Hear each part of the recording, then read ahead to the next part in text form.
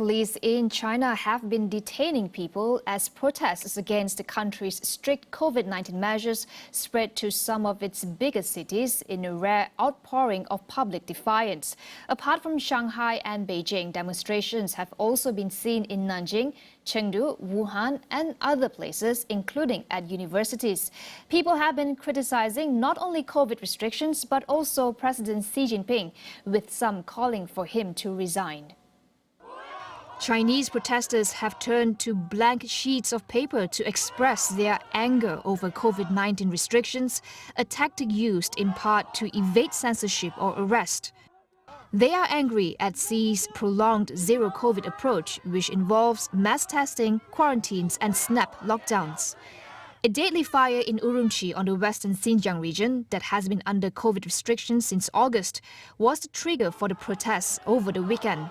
Although state media has insisted people in the block of flats where the fire broke out were able to leave their apartments, many people believe COVID measures may have contributed to the deaths of 10 people.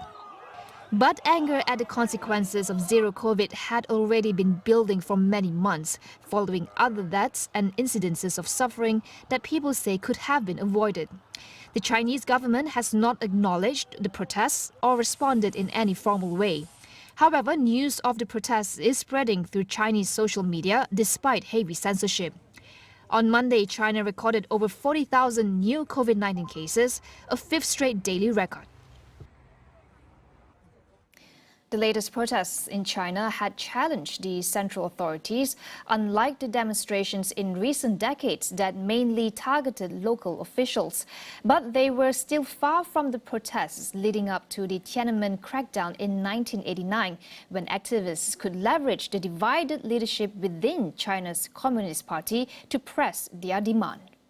It is very different, still very different from 1989, because in 1989, when students are protesting, that there's clear sign that the party leadership is divided, and people are exploiting this division within the party leader to press the demand.